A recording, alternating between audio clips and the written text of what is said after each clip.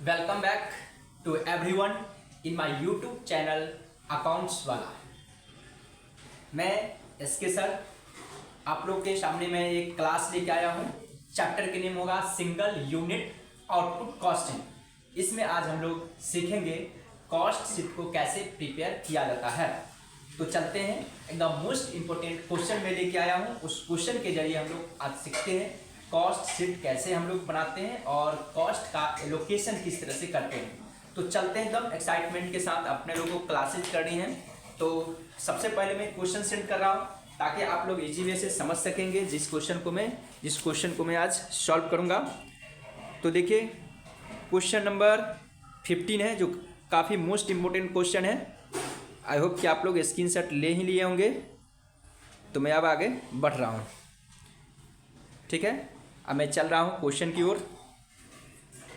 तो देखिए यहाँ पे क्वेश्चन में दिया in a certain factory 1000 units of the two commodity P and Q are manufactured the cost of product are as follow. P और Q दिया हुआ, direct material, labour, direct expenses.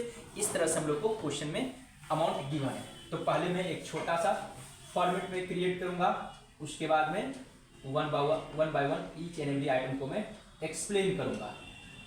तो यहाँ पे अपने लोग को 2 कलम बनानी है। हाँ सर, आप लोग भी ड्रॉ कर लो। हाँ सर, मैं भी करता हूँ साथ साथ, ठीक है। तो यहाँ पे एक होगा आपको पी के लिए कलम होगा और एक क्यू के लिए होगा, ठीक है। और यहाँ पे मैं लिखूंगा statement of cost sheet for 1000 units, या आउटपुट भी आप लिख सकते हो चाहेंगे तो, ठीक है। फॉर 1000 यूनिट्स के लिए हम लोग बनाते हैं। यहाँ पे P हो गया और यहाँ पे Q होगा, ठीक है। यहाँ पे मैं लिखूंगा पार्टिकुलर्स, ठीक है। एक बार मैं ऑन कैमरा देख ले रहा हूँ ताकि आप लोगों को कठिनाई नहीं हो, ठीक है सर। हम लोग को दिखाई दे रहा है अच्छे तरीके से, ठीक है। थोड़ा सा मैं इसको सीधा करने की कोशिश करूंगा कॉस्ट शीट को, ताकि आप लोग अच्छे से समझेंगे, ठीक है। अब हम लोग चलते हैं क्वेश्चन की ओर। तो देखिए यहाँ पे क्या कहता है, मैं थोड़ा सा इसको मैं सीधा कर दे रहा हूँ, ठीक है।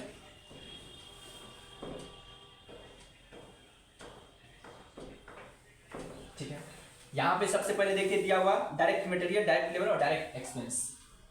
डायरेक्ट मटेरियल, डायरेक्ट लेबर और डायरेक्ट एक्सपेंस। तो देखेंगे मटेरियल लेबर 60,000 और 48,000, ये आपको 60,000, ये है 48,000, ठीक है। उसके बाद है 36 और 24, 36,000 और 24,000। उसके बाद 4,000 और 4,000, डायरेक्ट एक्सपेंस 4,000 और ये 4,000। इसको मैं ऐड करूंगा तो ये क्या आएगा आपको प्राइम कॉस्ट। इसको ऐड कीजिए 60, 1 लाख होगा, ये 2 3 4 5, ये होगा आपको ये 76,000, ठीक है। उसके बाद देखेंगे नीचे दिया हुआ फैक्ट्री एक्सपेंस। तो अब मैं ऐड करूंगा, ऐड फैक्ट्री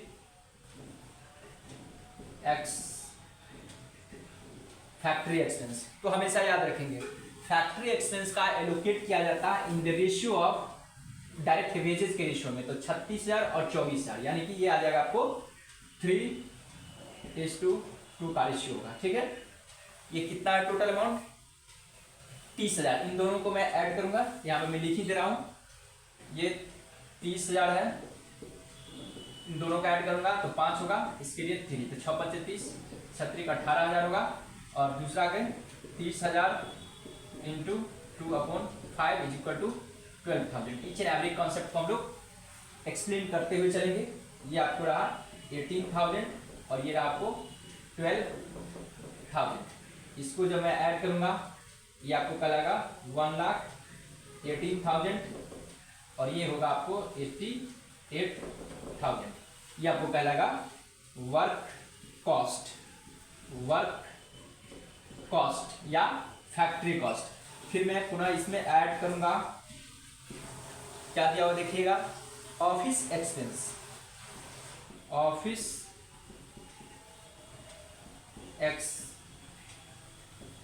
एक्सपेंस देखिए कितना है 12,000। तो हमेशा याद रखेंगे ऑफिस एक्सपेंस को बांटा जाता है in ratio of work cost के रेशियो में, 1,18,000 और 88। इसको जब मैं 3 जीरो से 3 जीरो कैंसिल करूंगा तो 118 और ये 88, इसको मैं हाफ करूंगा तो कितना होगा 118 का होगा 58 और ये होगा 44, यानी कि 59.44 ये रेशियो होगा। ठीक है, तो इसको मैं ऐड करूंगा तो ये होगा 59 और 44 को मैं ऐड करूंगा तो कितना होगा, यानी कि 13, 1 से 3 103, क्योंकि 63 1 से 3 और इसके लिए हो जाएगा 12,000 गुने 44/103। ठीक है, अब मैं इसको कैलकुलेशन करूंगा, 12,000 डिवाइड करूंगा 103 इंटू 59 इक्वल टू होगा 68, 73 पॉइंट कुछ 74, ये हो जाएगा 68, 74। ये रहा आपको ऑफिस एक्सपेंस। ठीक है, और ये रहा आपको फैक्ट्री एक्सपेंस। ठीक है, मैं यहाँ पर नोट भी कर दिया हूँ ताकि आप लोगों को दिक्कत नहीं होगा। इसका होगा इतना अपॉन 103 इंटू 44 इक्वल टू होगा 5126 5126। मैं यहाँ पे पुट करता हूँ 6874 और ये होगा 5126। जब मैं इसको ऐड करूंगा टोटल कॉस्ट कल आएगा ये। ठीक है, यहीं पे होगा टोटल कॉस्ट, ऐसे ये कहा था कॉस्ट ऑफ प्रोडक्शन। ठीक है, बट यहाँ पे है नहीं इसलिए मैं इतना पे रहने दूंगा। 1,18,000 प्लस 6874 इक्वल टू 1,24,874, 1,24,874 और यहाँ पे होगा 88,000 प्लस 5126 इक्वल टू होगा 93,126। ठीक है, उसके बाद मैं इसमें ऐड करूंगा प्रॉफिट। ठीक है, तो यहाँ पे आपको आएगा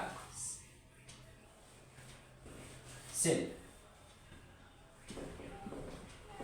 ठीक है, तो प्रॉफिट के बारे में देखिए क्या बोला है, if a profit of 20% on sales is to be realised. आपको बोला है प्रॉफिट, मैं एक बार ऑन कैमरा देख ले रहा हूँ। यहाँ पे अपने लोग को बोला है प्रॉफिट आपको निकालनी है किसका, सेलिंग प्राइस का। तो देखेंगे यहाँ पे क्या होगा 1,44,874 इंटू 20 अपॉन 100 रुपया जब कॉस्ट है सेलिंग प्राइस का, कॉस्ट होगा 80, क्योंकि 100 में से मैं इसको रेट को लेस कर दिया। क्यों, क्योंकि यहाँ पे बोला है ऑन कॉस्ट पे, सेल्स पे रहता तो क्या होता है 1,24,874 गुने 20 या बट्टे 100 होता है, लेकिन यहाँ पे बोला ऑन कॉस्ट तो मैं क्या किया 100 माइनस 20 कर दिया। यहाँ पे हो जाएगा 1,24,874 डिवाइड 80 इंटू 20, ये हो जाएगा 31,218 रुपया 50 पैसे। 31,218.50। यहाँ पे मैं लिखता हूँ 31,218.50 और उस पर देखिए ये आपको 93,126 इंटू 20 अपॉन 80, यहाँ मैं लिखता हूँ ये आपको है प्रॉफिट इज इक्वल टू, ये आ रहा है। अब क्या होगा 3 1 2 6 डिवाइड करूँगा 80 से, मल्टीप्लाई करूँगा 20 से, इज इक्वल टू का 23,281, 23,281.5,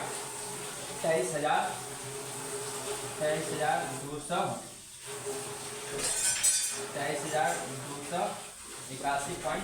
अब मैं इन दोनों का ऐड कर देता हूँ, प्लस 93126 इक्वल टू का 1,16,000, 1,16,407 से 0.5। इसको मैं ऐड करूँगा 124,874 प्लस 312,108.5 इक्वल टू हो जाएगा 1,56,902.5। अब अपने लोगों को क्या बोला, सेलिंग प्राइस निकालिए। तो selling price is equal to क्या होगा, सेल्स, मैं फॉर्मूला लिख देता हूं, अपॉन नंबर ऑफ यूनिट्स। ठीक है, तो नंबर ऑफ यूनिट कितना था 1000 से, इसमें मैं डिवाइड करूंगा तो हो जाएगा 156.092 और इसमें होगा 1000 तो 116.407, तो उसको 1 कर देता हूँ। तो देखेंगे क्या इतना आंसर है, तो हाँ सर है। देखिए 156.09 है, यानी कि 2 डिजिट तक लिया है, और यहाँ 116.41 आ गया। आई होप कि आप लोग समझ गए होंगे यहाँ तक। आज की क्लासेज यहीं पर एंड हो रही है, फिर हम लोग नेक्स्ट टाइम में आएंगे। Okay, bye bye, have A